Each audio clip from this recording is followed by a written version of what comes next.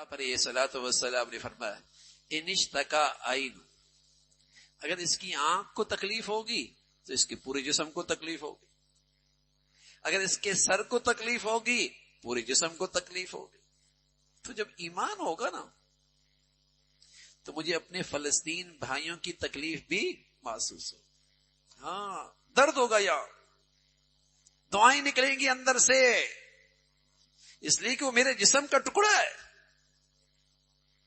میری ایمان کا تقاضا ہے۔ پھر نہیں دیکھوں گا کہ برمی ہے، شامی ہے، افغانی ہے، نیا میرا جسم کا حصہ ہے۔ ایمان تو نصیب ہو جائے، پھر آپ کو تکلیف ہوگی اندر سے۔ اور جب ایمان ہی نہیں ہے، اور اللہ حفاظت فرمائے جسم کے کسی حصے پہ فالج گر جائے نا، فالج، ایک بازو پہ فالج گر جائے تو وہ دوسرے بازو کا درد محسوس نہیں کرتا۔ ایک ٹانگ پہ فالج گر جائے تو وہ جسم کے دوسرے حصے کا درد اس لیے کہ اس میں زندگی نہیں، اس لیے کہ اس میں زندگی نہیں ہے، فالج کی وجہ سے زندگی ختم ہو گئی، وہ درد محسوس نہیں کرتا۔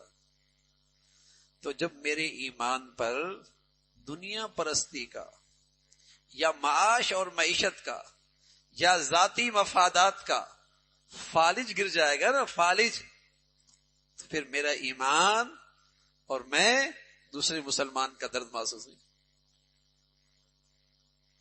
اس پر دنیا پرستی کا فالج گر رہا ہے نا، اس کے ایمان پر ذاتی مفاد، ذاتی اغراض کا فالج گرا ہوا ہے نا، اس لیے دوسرے مسلمان کا درد محسوس نہیں کرتا۔ تو پیارے نبی تو فرمایا کرتے تھے اگر واقعی ایمان ہے نا تو پوری امت مسلمہ اور پوری ملت اسلامیہ اور تمام ایمان والے ایک جسم کی مانند ہیں، ایک جان کی طرح ہیں۔ بتائیے اگر اللہ ہمیں ایمان کی حقیقت نصیب فرما دیتا اور مسلمان آج ایک جان کی طرح ہوتے، بتائیے آج مسلمانوں کی عزتیں پامال ہوتی، آج کئی مسلمان دنیا میں بے یار و مددگار ہوتا،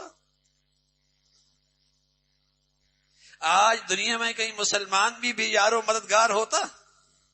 کافر بے یار و مددگار نہیں ہے، ساری دنیا کا کافر ایک کافر کی خاطر کھڑا ہو جاتا ہے، ایک غاصب ریاست کے مقابلے کے لیے ساری دنیا کافر اس کے پیچھے کھڑا ہو جاتا ہے، ایک دہشت گرد ریاست کے لیے ساری دنیا کفر اس کی پشت پہ کھڑا ہوتا ہے، اور مسلمان اپنے بھائی کے لیے نہیں کھڑا ہوتا۔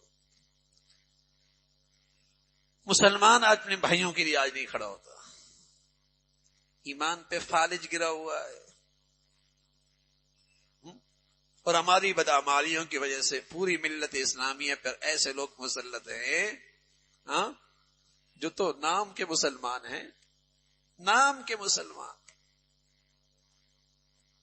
اگر واقعی ایمان کی حقیقت ہوتی المؤمنون کرجل واحد، ایمان والے تو ایک آدمی کی طرح ہوتے، ایک آدمی کی طرح، ایک جسم کی طرح، ایک جان کی طرح۔ ان کے ایک جان کے کسی حصے کو تکلیف ملے انہیں اس کی تکلیف ہوگی، اس کا درد ہوگا، اس کی تکلیف محسوس کرے گا۔ تو میرے عزیزو، یہ ایمان کی حقیقت ہے، اور یہ میرے اور آپ کی نجات کا ذریعہ ہے، اور میرے اور آپ کی دنیا میں غلبے کا ذریعہ ہے، دنیا کی فلاح کا ذریعہ ہے، آخرت کی نجات کا ذریعہ ہے۔ لیکن شرط یہ ہے کہ ایمان ہو، یہی وہ ایمان ہے جس کے ساتھ اللہ کی مدد اور نصرت کا وعدہ ہے۔ اِنَّا لَنَنْصُرُ رُسُولَنَا وَالَّذِينَ آمَنُوا فِي الْحَيَاةِ الدُّنْيَا، اس دنیا میں ہم ایمان والوں کی مدد کریں گے، اللہ کا وعدہ ہے، ہماری مدد ہوگی ایمان والوں کے ساتھ۔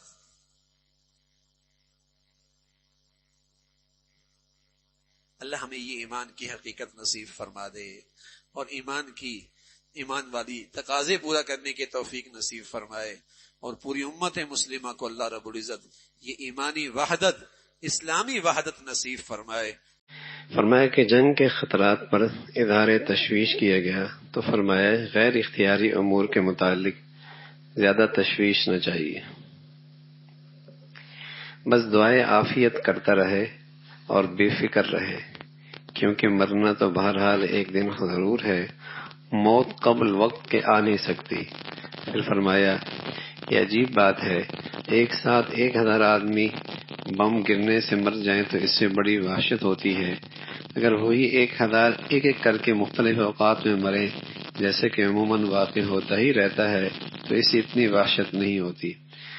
حالانکہ فرق کوئی وجہ نہیں، اگر ہر شخص یہ سمجھ لے کہ مجھے ایک دن ضرور مرنا ہے، چاہے اکیلا مروں چاہے بہت سے لوگوں کے ساتھ مروں، میرے لیے یکساں ہے، تو ایسے خطروں سے زیادہ وحشت نہ ہو، خوف زدہ نہ ہو۔ باقی یہ ہے کہ دعائیں عافیت کرتے رہنے چاہیے، اور جو اختیار میں تدبیر ہے وہ اختیار کرتے رہنے چاہیے، لیکن خوف زدہ رہنا اور بلا وجہ اس سے تشویش میں رہنا، یہ اس کی ضرورت نہیں ہوتی۔ جو چیزیں اختیار میں نہیں اس کے معاملے میں زیادہ تشویش میں نہیں پڑنا چاہیے۔ ہر شخص صرف اپنی ہی مرنے کا خیال کرے، دوسروں کے مرنے کا خواہ مخواہ کیوں تصور کرے؟ رہا اپنا مرنا وہ تو ہونا ہی ہے، جہاں اپنا مرنا تو وہ تو مرنا ہی ہے، اور یہ بھی یقینی ہے کہ نہ وقت مقدر سے پہلے واقع ہوگا نہ بعد ہو۔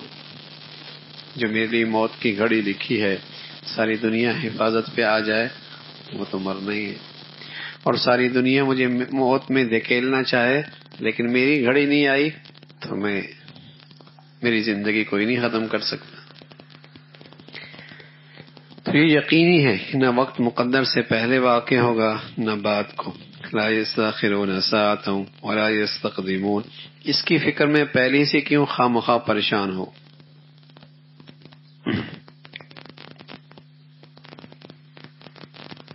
اللہ سے کسی نے پوچھا کہ تمہارے باپ کہاں مرے؟ کہا دریا میں۔ ماں کہاں ماری؟ کہا دریا میں۔ پھر کہا دادا کہاں مرے؟ کہا دریا میں۔ کہا تم بڑے بیوقوف ہو، پھر بھی دریا کو نہیں چھوڑتے۔ باپ بھی دریا میں مرا، ماں بھی دریا میں مری، دادا بھی دریا میں مرا، تم بڑے بیوقوف ہو، دریا کو نہیں چھوڑتے۔ ملا نے پوچھا حضرت آپ کے والد صاحب کہاں مرے؟ کہا گھر میں۔ کہا دادا کہاں مرے؟ کہا وہ بھی گھر میں۔ اس نے کہا آپ کے بڑے بیوقوف ہیں، پھر بھی گھر میں رہتے ہو۔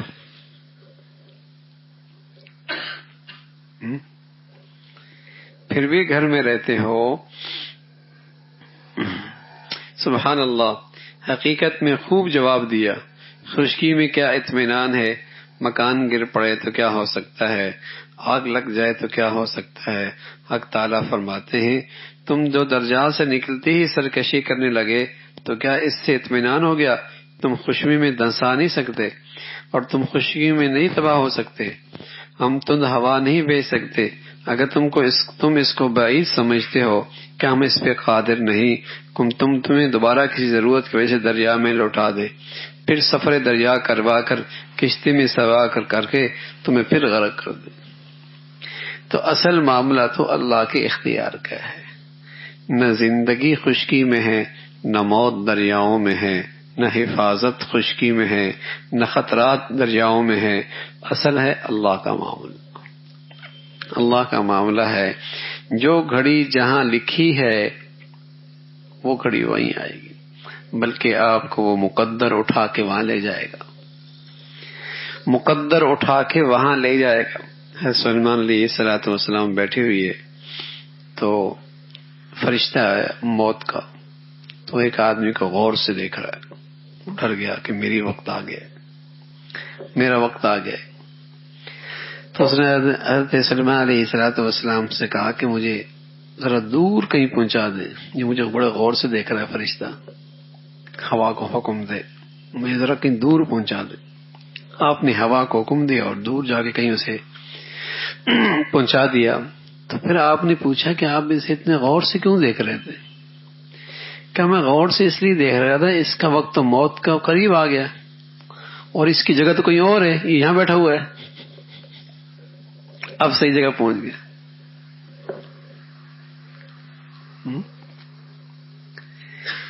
تو وہ گھڑی جہاں ہے وہ تقدیر پھر وہیں لے جاتی،